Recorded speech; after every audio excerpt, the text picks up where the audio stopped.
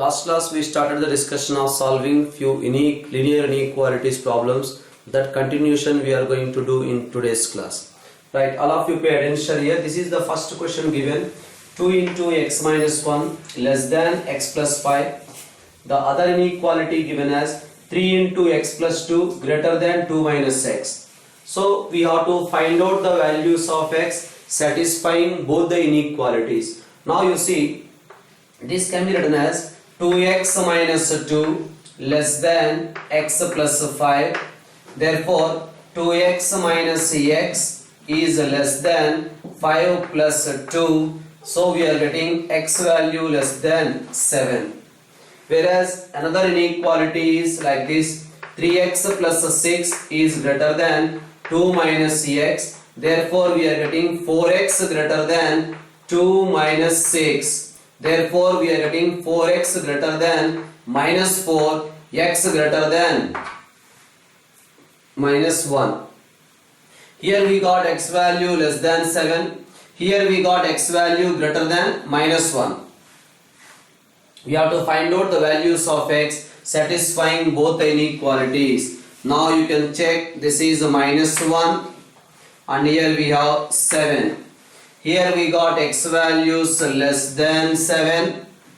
Here we got x values greater than minus 1. So what are the common values? Common values lies between minus 1 and 7. That's why we can write x belongs to open interval minus 1 comma 7. There ends the question, right? So you can see another question is given here. This is another question. What is saying in this question? This is one inequality given. This is another inequality given. So I am trying to simplify the first inequality.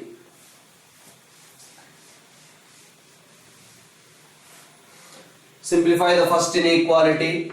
10x minus 35 minus 6x minus 9 less than or equals to 0. 10x minus 6x you will get 4x minus 44 less than or equals to 0.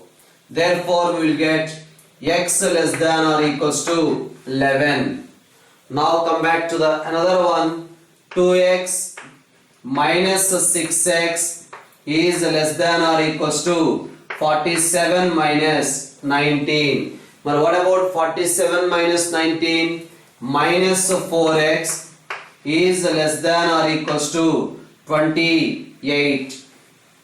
Therefore, to get the x values, we have divided with minus 4. Then what we will get? X greater than or equals to minus 7, because we are dividing with a negative number minus 4 both sides. Whenever we are dividing with a negative number, inequality changes. That's why x greater than or equal to minus 7. Here x value less than or equals to 11. Now this is the number line. Somewhere here minus 7 is there. Somewhere here 11 is there. Here what information we got? X values are less than or equals to 11.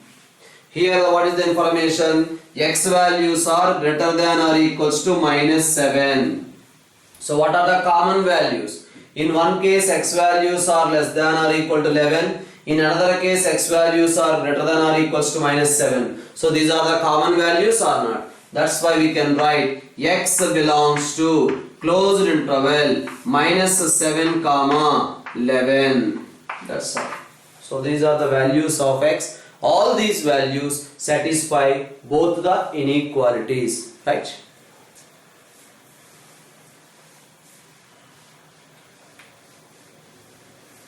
So the another question is given like this. The question says in this way. This is the miscellaneous exercise from the NCERT textbook. The question is saying like this: IQ, intelligence quotient. IQ is always equals to mental age divided by chronological age. Chronological age means your age. IQ is equals to mental age divided by chronological age into 100. When a children of chronological age 12 years and his IQ lies between 80 and 140, when his IQ lies between 80 and 140, what about its mental age lies in between? That is the question given. This is IQ formula. Chronological age of a children is given as 12 years. When his IQ lies between 80 and 140, what about his mental age lies between? So that's why 80 less than or equals to mental age into 100 divided by chronological age is given as 12 is less than or equals to 140. Now multiply with 100 throughout the equation. 80 into 112 less than or equals to mental age is multiplied with 100 is less than or equals to 140 into 12. Now divide with 100. So 80 into 12 divided by 100 is less than or equals to mental age is less than or equals to 140 into 12 divided by 100. Now you will get this simplification and this simplification you can do it. Mental age lies between these two. There ends the matter, right? So another question is saying like this.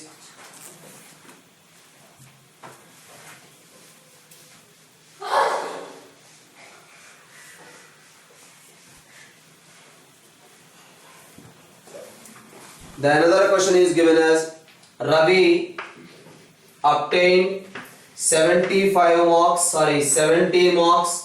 and 75 marks in first exam and the second exam. Find the minimum marks he should get in the third test to maintain an average of at least 60 marks. First test he scored 70 marks. Second test he scored 75 marks. To maintain an average at least 60. What about the minimum marks scored by Ravi? That is the question he is asking. So we have to keep his average to 60. How to get the average?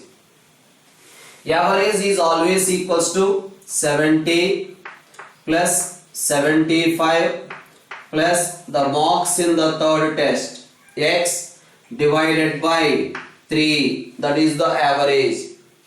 First test 70 marks, second test he got 75 marks, third test he scores x marks.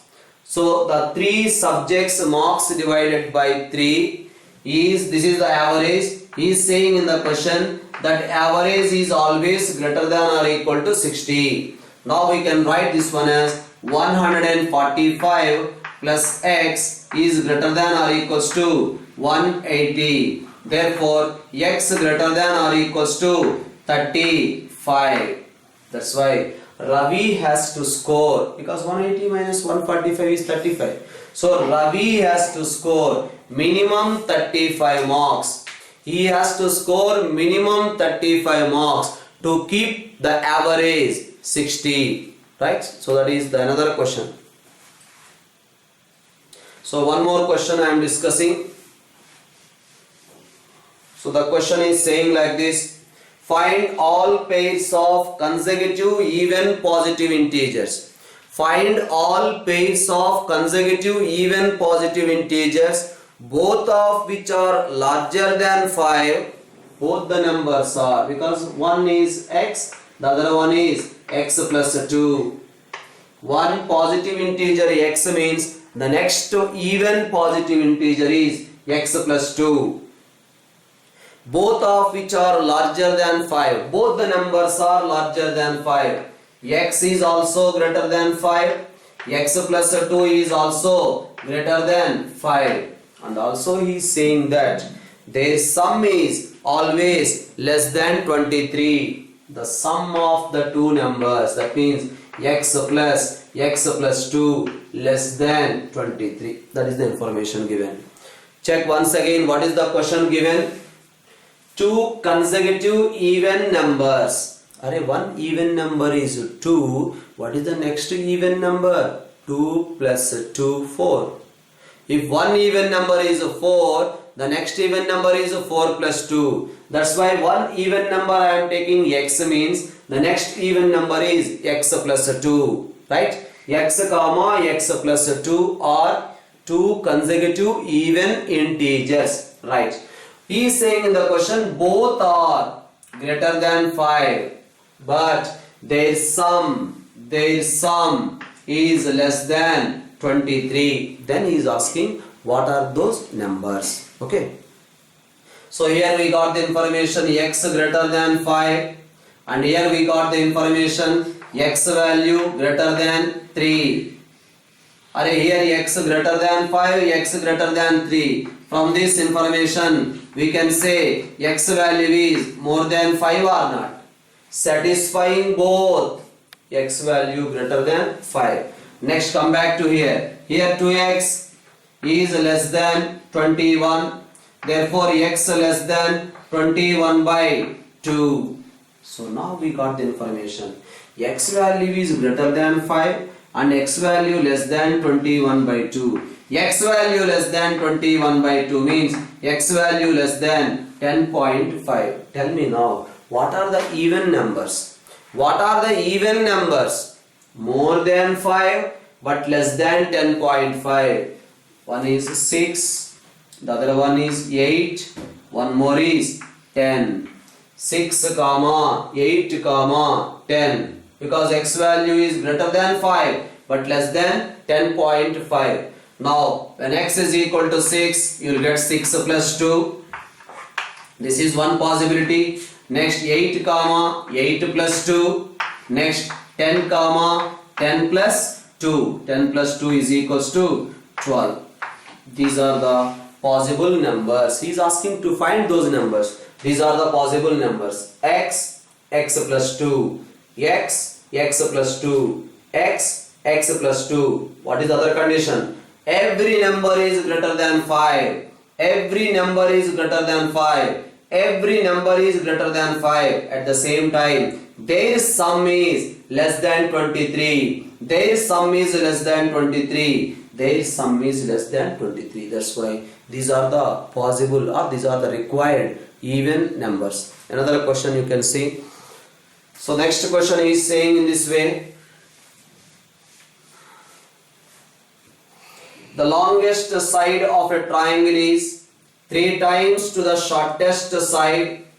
Longest side of a triangle is 3 times to the shortest side, and the third side is 2 centimeters shorter than the longest side. Once again check. Longest side of a triangle is 3 times to the shortest side. I am assuming shortest side is equal to x. Then the longest side is 3x or not. That's what the information given in the question.